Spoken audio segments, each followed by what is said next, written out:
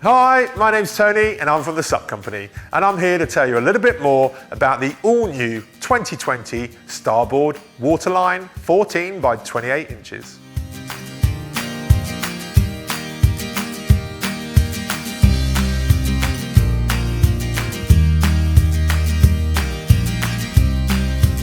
So here we are with the Starboard Waterline 14 by 28.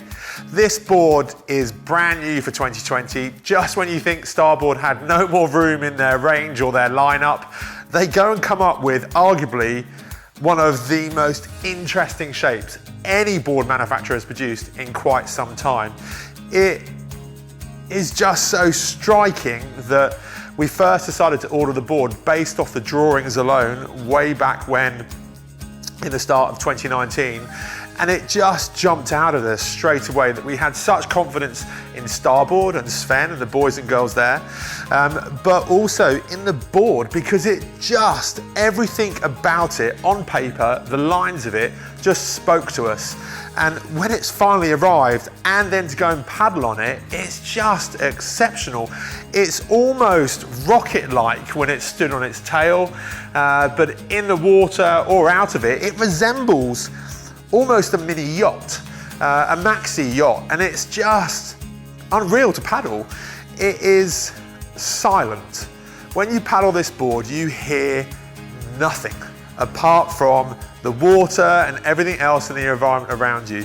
But the board produces almost zero noise. There's a slight running of water off the tail that you can just about make out, but as the nose parts the water ahead of you, then yeah, it's just silent running from the first stroke of the paddle until the end of your session.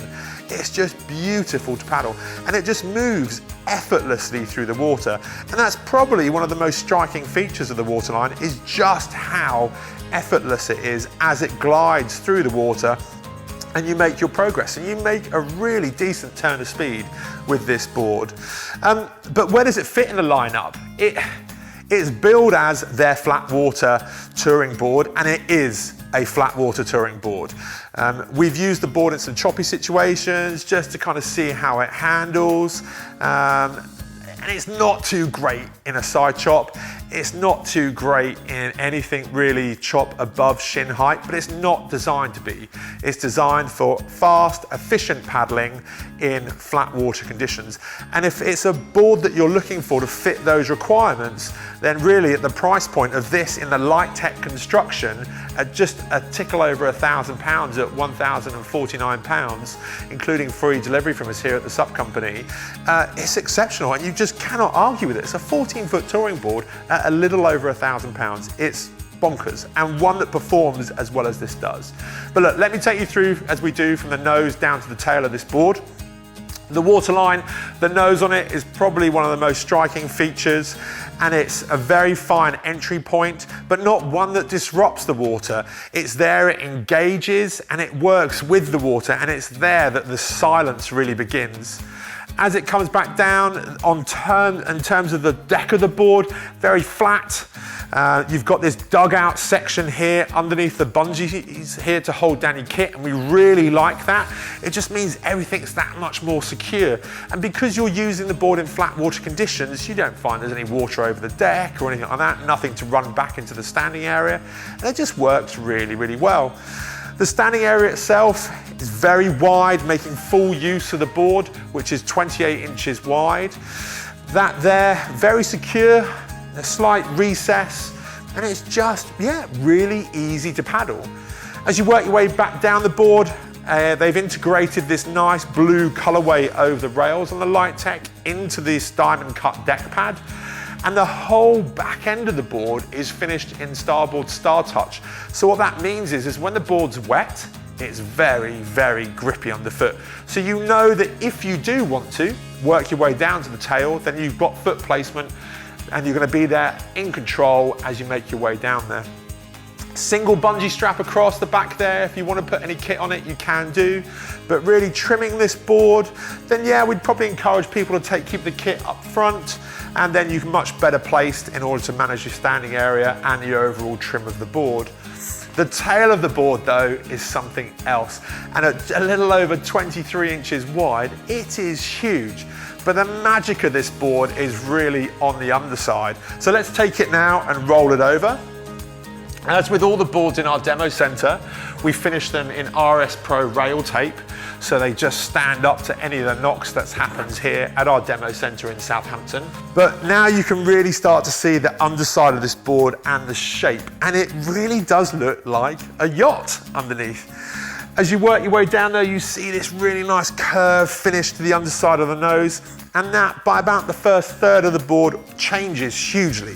You end up with a very hard edge to the underside of the rail and a big flat section. And that flat section now really shows off the overall width of the board as it works its way down to 28 inches at its max, down to those just over 23 in the tail.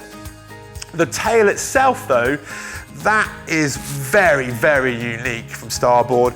It's designed to basically improve speed overall. So when the board is flat, and we found this board works best when you really try to keep it flat and very stable.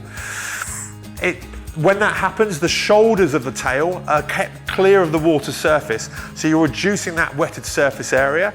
If you find you do actually encounter some chop or you're loading the board up, then those shoulders drop into the water, become engaged, and it's very, very stable in the tail.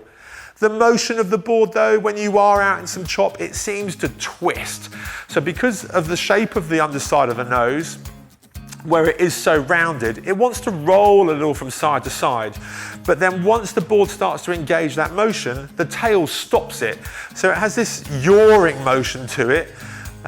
Similar to a catamaran, if you've ever sailed a catamaran, they kind of twist and then stop and then come back. And it's this type of yawing motion in small chop that the board starts to behave in that way. So flat water is where you really should be looking at with a waterline. But let's take it and roll it just back over. And you can really see that shape now on the camera, just how fine that entry point is down to the overall width of the tail.